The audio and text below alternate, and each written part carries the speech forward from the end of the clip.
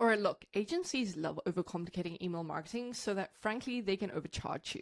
So that's exactly why I'm going to give you our exact email marketing strategy for entirely free as a blatant bribe to try and get you on a call with us if you run an e-commerce brand. So with that being said, you know for a fact this is going to be incredibly valuable, number one. Number two, I'm going to keep it short and simple to the point that I'm not even going to go over the one-on-one stuff. I'm going to make sure that these are actual nuanced strategies that we've seen work really well, step by step, so that you can apply it in-house. So let's jump into it. All right, so here you can see our exact strategy that is broken down in 7 different strategies, as well as showcasing the numbers so you can see why they work. So first things first is text-only emails is the number one winner for us across 2025 that we're carrying into the new year. So what I mean by this is we're doing it in a combination. We're doing plain text emails and newsletters. So plain text emails, you can use Breeze as a great example. They add personality and they also make sure to send from different people and different aliases. So you'll get some emails from Corbin and then you'll get some from Aaron as well. And why this works so incredibly well is because everyone is sending really attractive emails. So this cuts through it and it seems a little bit less salesy.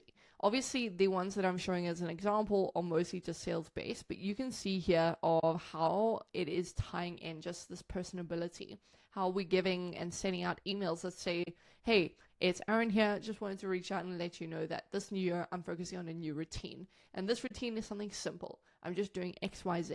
And so it adds this personable factor so people actually want to read the emails. They have openly said how much feedback they get from this that is positive from their customers. So you can see that when they send from Aaron, they make sure that it is from the founder. They send this once a month. And then when they send from Corbin, which is just someone on their team, their fulfillment guy, they're just adding some personality, talking about sales, talking about orders, and adding this, there's always a personal touch where it's not just this salesy push. It is some personability. Now, this is the first thing. Obviously, everyone is kind of doing this, and if you're not, you are leaving money on the table. But the next best thing that we're doing is we're doing old school style newsletters. You would be surprised by how well this is doing for us. And this is kind of the structure that we use. We use the brand name at the top here, then we mention the issue and the date of that issue, and then we welcome them to our newsletter. So maybe this is Wellness Wednesday. And then what we do is we go ahead and we add a personality. So it's always introduced by a person on the team. Again, this is so important. Introducing a person on the team saying, hey, this is weekly chats with Sarah. And what we're going to go ahead and do is we're just going to say, this is what I'm working on this week. Did you know that this is a help for anxiety? Did you know that this is happening in the world? Have you seen the latest Stranger Things? It got me thinking about XYZ. So you're just tying in popular culture into this newsletter. The whole point and the main thing is you do not want to be salesy.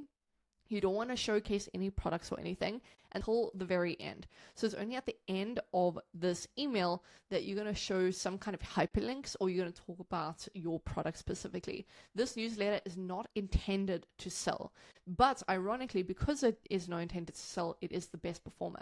So if you take a look at what the results are from just our newsletters for one of the brands that we work with, you can see that the newsletter on average brings us $50,000 minimum per email newsletter.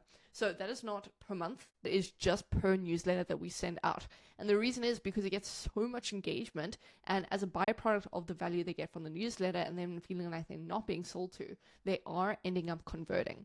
And so this is like such an underrated thing, especially because we're moving towards these hyper perfect emails, these pitch perfect emails with tons of information and tons of visuals. It's nice to see something like this cut through. And what this teaches our audience that we found is that it teaches them to consistently open our emails, which is why we consistently get the same amount of opens. So around 120k people per email are opening. And the reason for that is because they're genuinely interested and they know consistently we're providing value and not trying to sell them something. So of course, the sentiment is way higher. Now, the next strategy is a faster cart and checkout abandon recovery.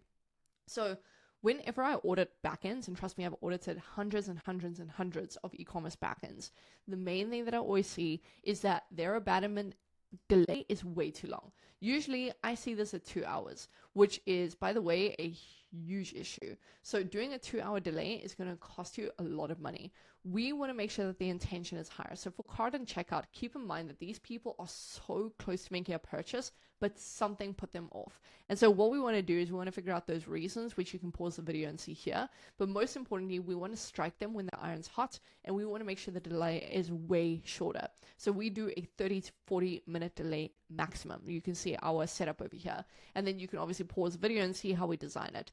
Now, there's 2 other things that we do really well. So 3 things in total. The time delay, number 1. And then the next thing that we do is this is our winning subject line by a mile. And this subject line alone increases urgency and intent. We've seen this just changing this one thing, and I usually don't care at all about subject lines, but this one change got us huge increases to conversions.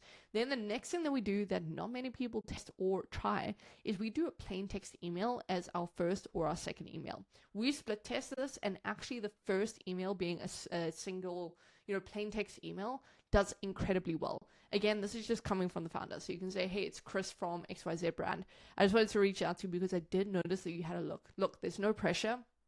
I just realized that it is a little bit overwhelming coming to terms with, is this the right product for me? Isn't it? So this is the best way to decide. Here are the products that we use and the ones that are our best sellers, and here's why. And so you just go into like a short text only email and walk them through, and then at the end you hyperlink a complete your order. And these are the filters that we're using, but that entire flow is by far the highest converting flow out of everything. And we have optimized it to the absolute T. We have split test so many different time delays, so many different subject lines, so many different image versus text. And no matter what, text usually outperforms in the first email. Then the second and the third obviously are a little bit more code and visual heavy, just to make sure we can capture that, show them some visuals. And obviously a big reason, by the way, that you should be, or a big thing that you should be tackling in these emails is making sure you're talking about shipping times. So make sure you do mention that in this process. Now, the third thing that we're doing, and the third biggest strategy that we're using, is mystery discount pop-up offers. So this is something that we split test endlessly in 2025 with all of our clients. We made sure, and keep in mind, you should still be split testing this. Don't take this as, the holy grail. But when we split tested this, we have not only split test multiple different angles, we've also split test multiple different offers. Still think that you should do it, but here's what we know works absolute best. What we've seen work best is a mystery discount instead of showing them, hey, you sign up and get 20% off your first order. The mystery makes it feel a little bit more earned. So if you take a look over here, this is essentially what we found out. When we give off a mystery discount, it feels like they are actually earning that. And you would think that it wouldn't make such a big deal. But if you take a look at our results over here, so you can see when we did, the MailZ pop-up and we said, welcome, get your mystery code. It got way higher of an open rate, not way higher, but definitely significantly more. But the real significance was in the placed order and the click rate. Now, you can see the main difference here, which most people argue, is it probably just went to more people, but it didn't. You can see previously from the period of July 1st to 31st, it got the same amount of people, if not less, than the last 30 days with the exact same time period and the same offer. Except the difference here is that we made it a mystery. And so the only difference converting higher is the fact that we label it as a mystery offer. And you can see that that pretty much added 9% to our place order rates, which is insane, by the way. And then obviously almost tripled or quadrupled the click rate and the placed order rates in general with going to less people. And so that makes a huge difference. If you could guarantee that this one change took you from 5K per month to 34K per month without changing anything else, you would probably make that change. And the kicker is, by the way, which I didn't mention before, is we went from 30% in this initial one to a 20% off. So you can see that we were slowly decreasing. We went from 30% to 25% to 20%. There was no noticeable difference in conversion at all. If anything, it was a higher conversion because we lowered the discount. So which means that our client was now saving on margin and also generating more sales. So there was no negative to it. And you can see that again over here. So if you take a look at the period, they only generate about $7,000 total for their welcome offer. And then we took it from that $7,000 to $31,000 during the same period. So it should just show you. And then here's an example of how it could look. So this is obviously a popular olive oil brand, and this is how they do it. So they say, hey, you got a special discount. What are you using olive oil for? And then you go and select your option, and you make sure that you mention this. Hey, I don't want a special discount, or hey, I want to pay full price. It adds this like reverse psychology that pushes people away from ignoring this so you can collect their information. This takes up the whole screen. It's got a little X at the top here. And most importantly, it doesn't specify what their discount is. So again, it adds that curiosity. They want to go ahead and open that email to see what their discount is. And once they've earned it, it feels earned, so they're going to go ahead and use it. So that is a huge thing that we're applying across the board for all of our clients. Now, one thing I do want to note is we do test different offers. So we use the sign-up form, and we obviously implement, we know that the mystery discount works best. And now what it gives us the chance to do is, because they don't have a preconceived idea of what they're receiving, we create a flow that splits between different offers. So we initially split between 20% off and 30% off. We found that 20% off just outperformed. It didn't have any noticeable difference to 30% off. So we chose 20% as the winner. Then we tested against $1 off, and the percentage off still won, which means that it's our best performing offer. And we use that across most of our sales when we need to capitalize on revenue. And so that's something that you need to be doing. Make sure that you implement this mystery pop-up, but the next thing you absolutely have to do is test different offers. Too many people do not do this. Your audience is very different to the audience we deal with one of our wellness brands or one of our drink brands, for example. You want to make sure that you are split testing multiple things. So $1 off versus percentage off versus free shipping versus BOGO. You want to make sure that you're doing that, because then it will educate you on what to use in your campaigns. So there's no guessing work, which is a great thing. Now, moving on to our fourth strategy, which is higher sender frequency. So most people are afraid and terrified of sending too much because there's this false mystery or this false myth that people are going to get fatigued and that it's going to cost you money or unsubscribes. So you can see I mentioned that over here, but that is just a bold-faced myth. And this is what I like to say, right? You have to remember that you do not matter to Nancy or Sam or whoever it is that's reading your emails. I know you like to think that, and that's a harsh thing to say. But at the end of the day, you have to realize that getting 528 other emails in the same day or 48 hours, they're not going to remember the email you sent 2 days ago, let alone a week ago. So you need to be increasing your sender frequency. If we take a look at Breeze, which, we all know that they're doing incredible growth, and a lot of that is driven, 60% of that is driven from their retention. And you can see how frequently they send over December. You can see they sent on the 27th, the 26th, the 25th. The only day they left off is the 24th. Then it was the 23rd, 22nd, 21st, 20th, and 20th again. They actually sometimes double send. That is proof in itself that sending does not damage anything. Now let me show you the back end and show you more proof, especially based on revenue, which matters to everyone. So this is a client that we have been sending daily for. You can see the 15th, the 16th, 17, 17, 18, 19. Again, almost identical to this cadence, and we actually sent twice on one day. Now, if you take a look at the revenue, nothing is being impacted negatively. There's no impact on our deliverability, and there's no impact on unsubscribes.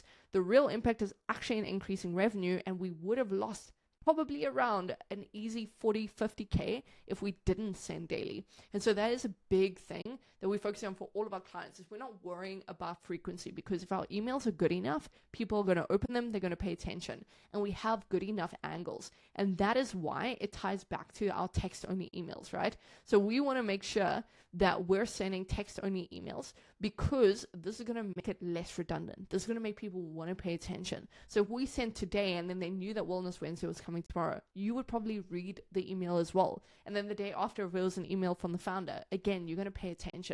So the only difference being the way that you schedule your emails and the strategy you're using for your emails. This needs to be the absolute bare minimum, but even then, it's probably not enough. You're probably costing yourself money by not sending daily. But obviously, it depends on your resources. As an agency, we handle it for our clients so they don't have to worry about whether they have resources or not. Now, moving on to number 5, which is sending to core segments. Now, everyone overcomplicates this. I'm going to go over this in like 60 seconds or less.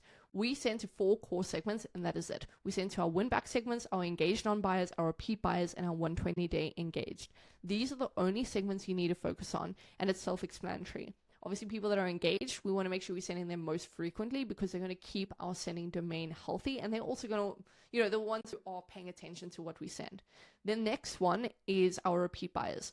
We want to make sure that we are preserving the repeat buyers. We're not oversending to them. We're not irritating them, and we're also preserving the buying intent by making sure that we send them very strategic campaigns. They don't need to see all of the random campaigns that we send. They're already converted, so we need to be strategic. But who does need to see more sales and more intentional offers is our engaged non-buyers. These people are reading our emails, but they haven't converted, and these are the most important people sitting in your list. You can see for one of our clients, that's 202,000 people that are a hot lead that haven't converted. You've paid for ads to acquire these people, but they still haven't spent $1 with you.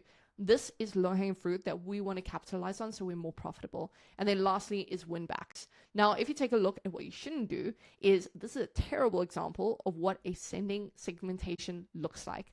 There are way too many segments. It doesn't make any sense. There is no realistic strategy and just diluting your efforts at this point. Then obviously the sixth thing, you need to be testing sales consistently. And I mean intentional. Every single month you need to be sending a sale, but it needs to be different. So everyone thinks that percentage off and dollar off are the only things. You are absolutely wrong.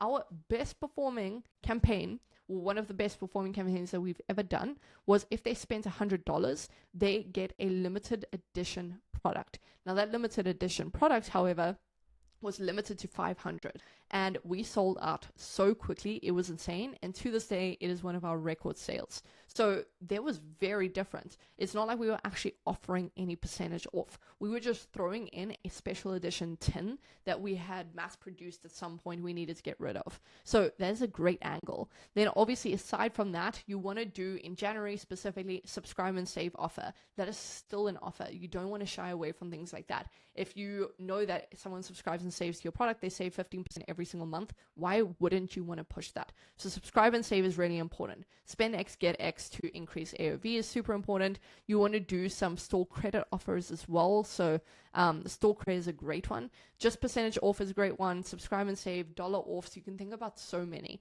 And you can see the few that we've done in terms of hierarchy of best performing. It doesn't matter whether we do a percentage off. What we are testing is, of course, we do 20% off, which are one of our best performers, as you can see. So we repeat that when we need to. But we usually do buy two, get one free, or 25% if you spend over $100, 15% discounts, store credit. You can angle it in so many different ways, but we are intentionally sending a different offer every single month. And it's only why, this is one of the biggest reasons why we know exactly what to do for Black Friday before it even comes up, because we have the whole year to prove what is our best performing offer instead of guessing what it is. So we take the winning angles and we reuse it for the big sales periods. And then lastly, just a bonus tip. What we are doing in 2026 for all of our clients that you should be doing as well is excluding any 7-day to 14-day buyers and anyone who has subscribed to our products. We're sending them very different emails. So what we're doing is we create a segment that is obviously ever changing based on who populates into it. And if they have purchased a product within the last 14 days, we're excluding them from the campaign so they don't get fatigue, and so that they also don't see any sales or anything and then feel FOMO because they missed out on that. The second thing that we're doing is we're excluding anyone who has subscribed to our products. They're already a repeat buyer. The only thing that we're sending them is options to upsell and cross-sell. We never send anything else. Maybe a founder's email from time to time. But apart from that, we won't send too much. And then obviously sales emails. You need to be intentional. But essentially, just based on these 7 points we're carrying into 2026, hopefully you have an easier guideline and an easier roadmap. Flows are still important. Campaigns are still important. The basics are still important. But these are the things that agencies would charge you thousands and thousands and thousands of dollars for. But agencies love overcharging. So if you're an e-commerce brand, you got value from this, you think that we're a great agency to work with because we clearly know what we're doing, then absolutely please go down below and book in a call with us. We would love to talk about working with you. We only work with select few. We only genuinely work with people we can guarantee that we can get results for. So if that sounds like you want an agency that works on performance, go down below, book in a call, and I'll see you in the next one.